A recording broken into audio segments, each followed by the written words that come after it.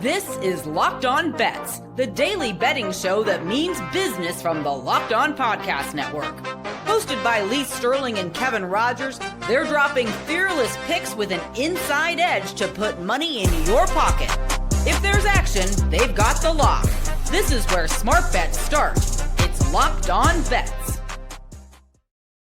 Welcome to the Thursday edition of Locked On Bets. And thanks for making Locked On Bets your first listen of the day here on the Locked On Podcast Network. Kevin Rogers and Lee Sterling of Paramount Sports with you. No show coming up on Friday, July 4th. So we're going to get all the picks in today before the weekend, before the hot dog eating, before all of it. And Lee, very excited again to wrap up the week on a high note. I'm very excited. This will be one of the rare weekends. I'm not going to answer the phone at the office. So one of my guys is going to take over. Why? My daughter's getting married, my oldest daughter. So very excited about that. It's my anniversary today, going out for dinner tonight. People are starting to come in. Friday's the rehearsal dinner. Saturday's the wedding in Coral Gables in Miami. So excited about that, and a little nervous about my speech for my daughter, but I think I'll get through it without shedding too many tears, but it's going to be very emotional for me. So big weekend for me is an understatement, and want to wish everyone out there who listens and who subscribed already. If you haven't, please subscribe to YouTube and all the other different ways, via, whether it's Spotify or any other way, just do subscribe, and we appreciate you listening, and I want to wish everyone a happy and healthy 4th. Absolutely. So with that being said, let's get right to it. Open it, open it, open it. Lee has the key to the lock of the day.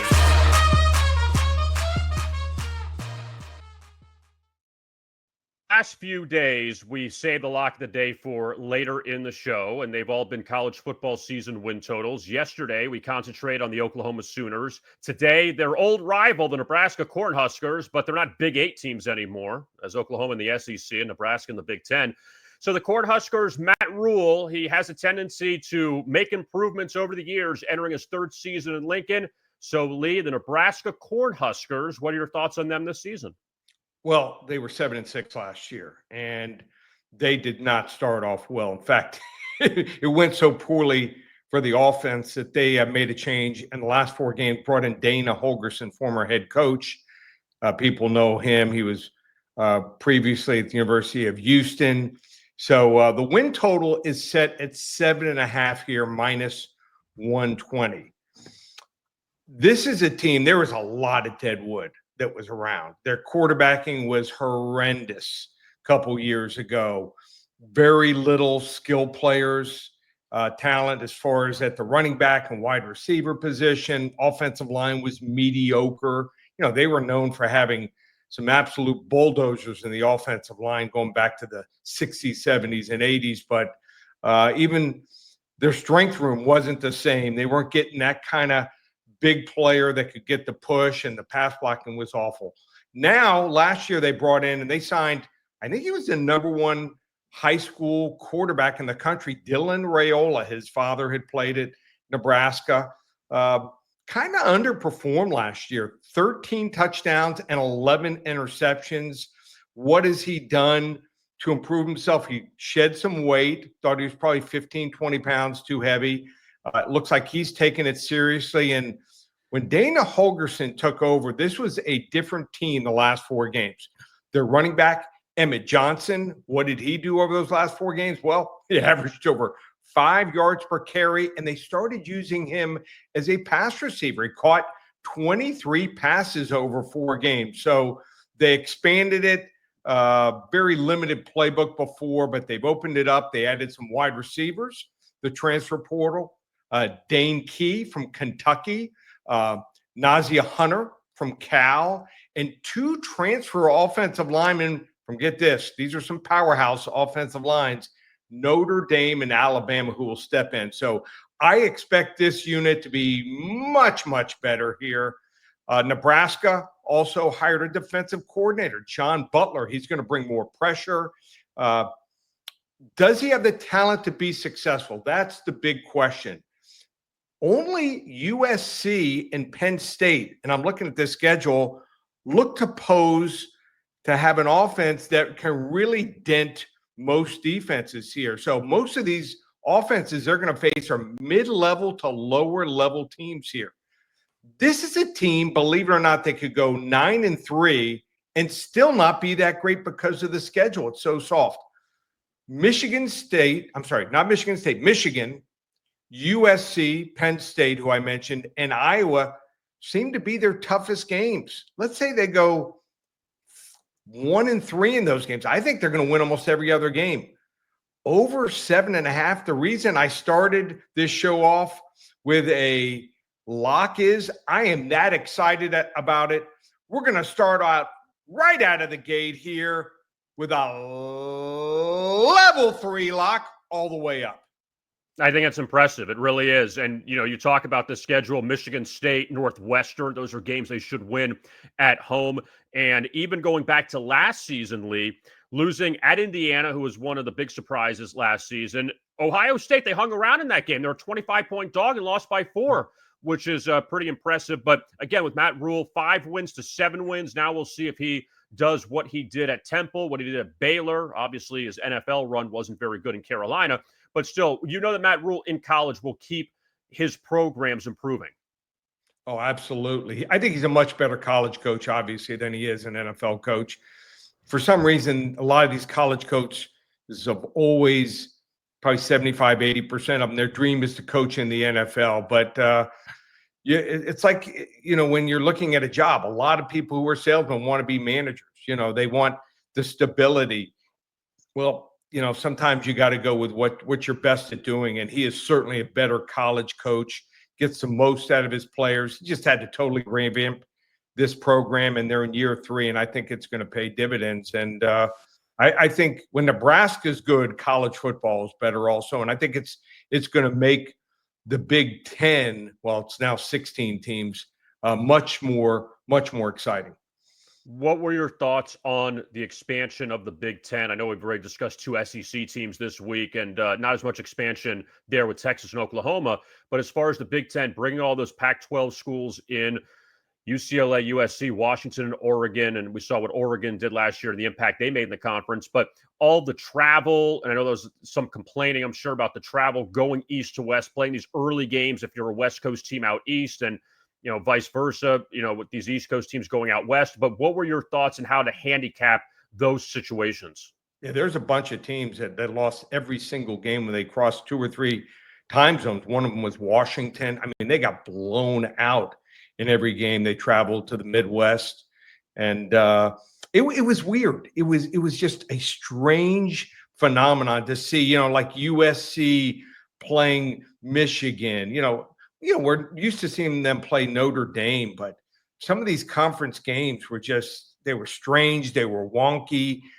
So I think with a season under their belt and a season under my belt, I think I'm going to be able to make some changes and be even more successful. It was not my strong suit, especially the first half of the season. Then I caught on finally, but normally a home field advantage is 3 points. College football.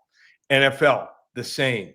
It was a lot more to these teams. And even teams, like the Northwesterns, the lower level teams, Rutgers, they played much better against teams from the West Coast. So I think in the end, it's going to be a really strong conference. It's just still so strange when you turn on sometimes a Saturday game at 12 noon Eastern and you see someone like Oregon traveling to play Michigan State. So it's take everything. That's what life's all about, making changes.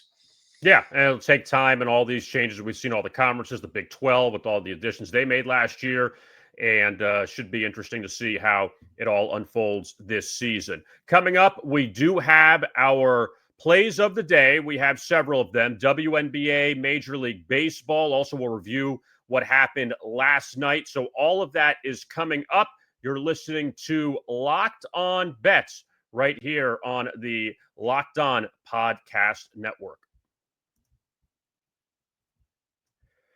All right, let me tell you now about Monarch Money. And Monarch Money, it's really, we talked about them yesterday.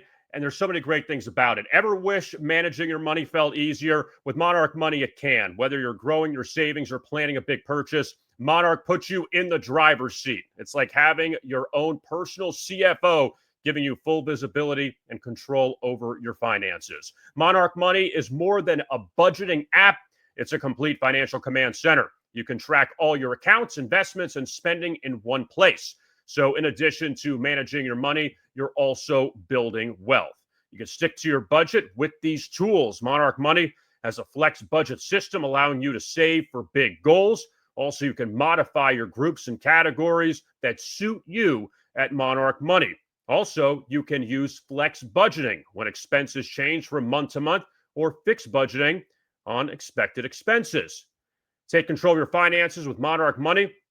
Use code LOCKEDONNFL at monarchmoney.com for 50% off your first year. That's monarchmoney.com, code LOCKEDONNFL for half off of your first year.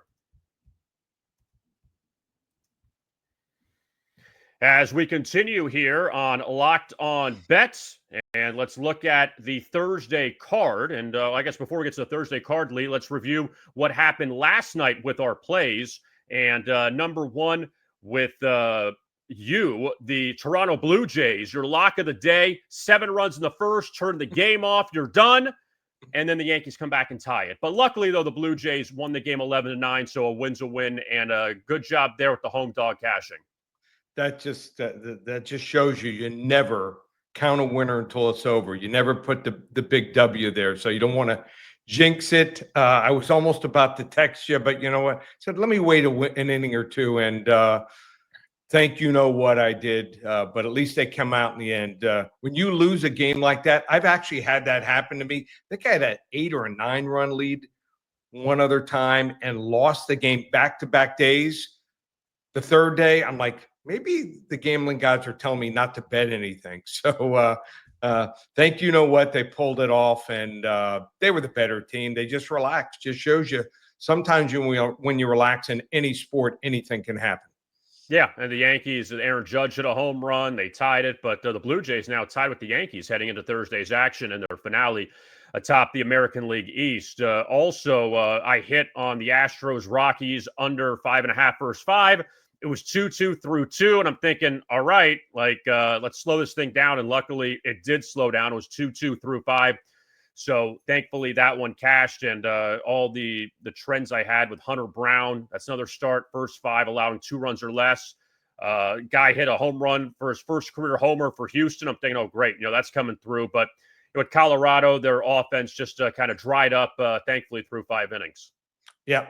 Great call there. Most people will never play Colorado unders, and there are some spots where you can go and attack those unders, even with Colorado. So great call there.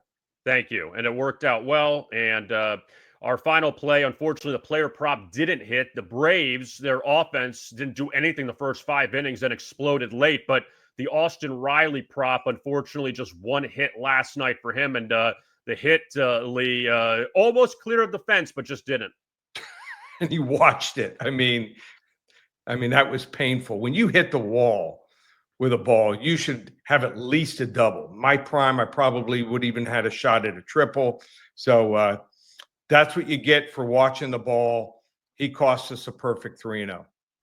So we move on to today, and we have 3 picks, and we're going to start in the W. To find a diamond in the rough, you need to dig a little deeper for those hidden gems.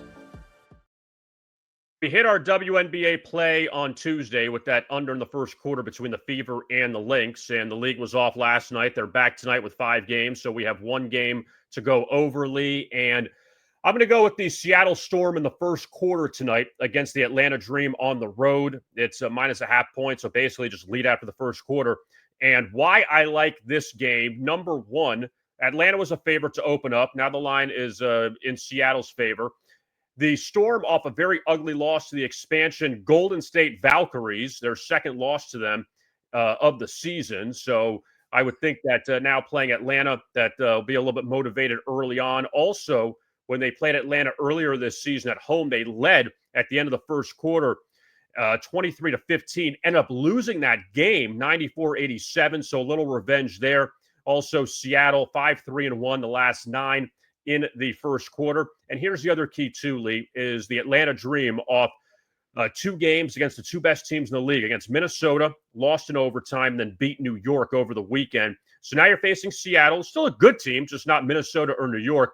And I just got to feel there's a bit of a letdown here for the Dream after they knocked off the Liberty on Sunday. So we're going to go with Seattle in the first quarter tonight against Atlanta as our hidden gem. I like it. I like it a lot, Kevin. Something also to remember as far as handicapping, and over the years, I've noticed in almost every single sport, when you see a move, when a team goes from an underdog to a favorite right away, and we know the WNBA, not as much money is bet on their games as some of these other major sports. Usually that's sharp money. So sometimes you give up a little bit of value, but when you get a winner here, when it goes from one team as a 1-point underdog to laying a half a point, really doesn't matter very much. It's not a key number. So we'll see if Seattle can come through tonight on the road in Atlanta. Now we go to the Diamond, and let's see what it has in store for us here on Thursday.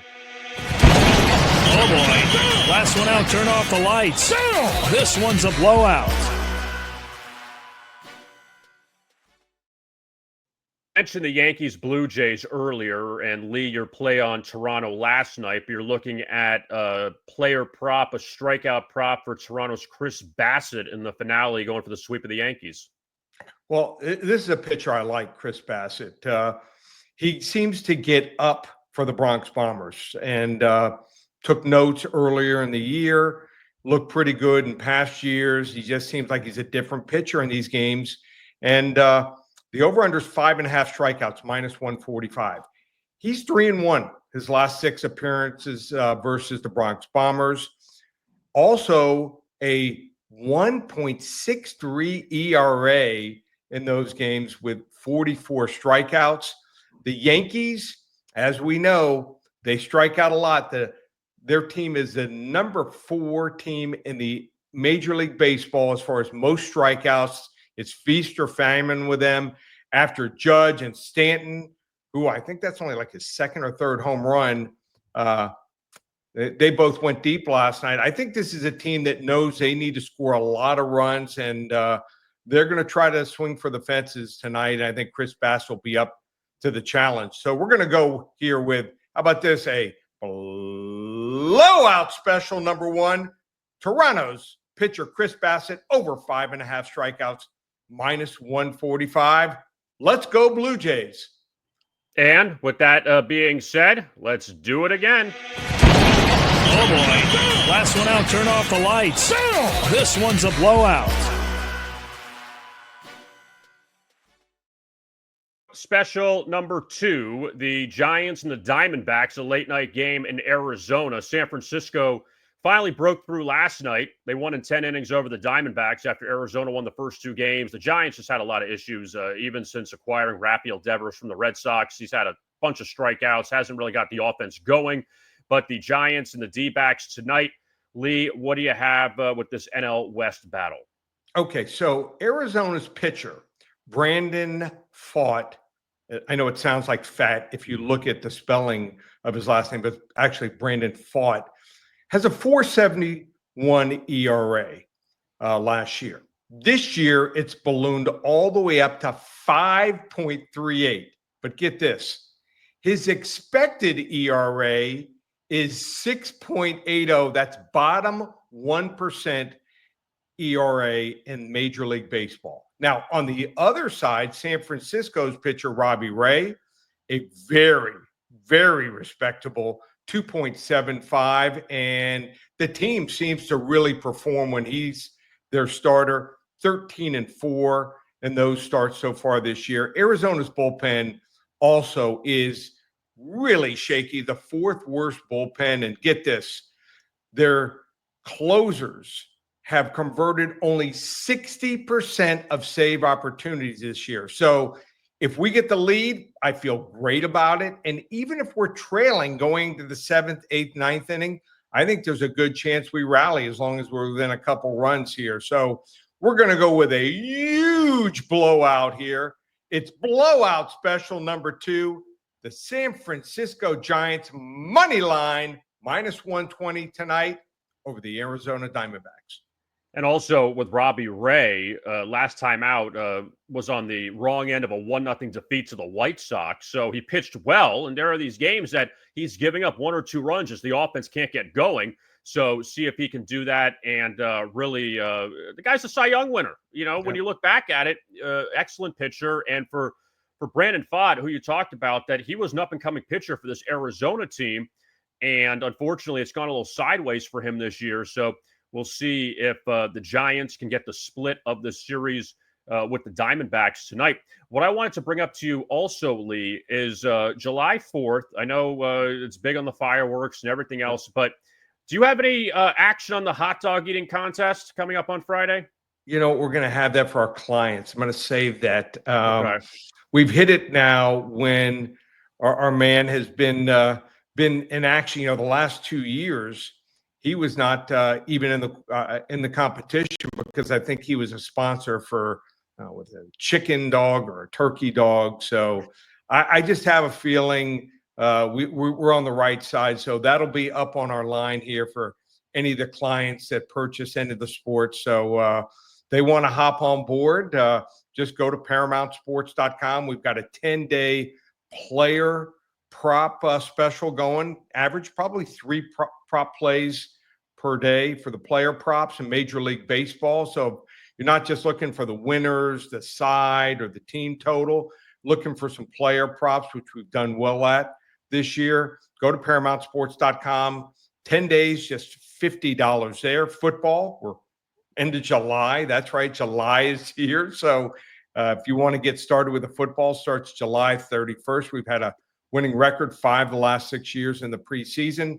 Just 1997 for the entire year from that game, July 31st, all the way through the Super Bowl. We rate them from 10 to 50 units. We've hit almost 73% of our 40 to 50 unit plays over the last 17 years. So a lot of ways to win. And like I said, we will have something on that July 4th hot dog eating contest.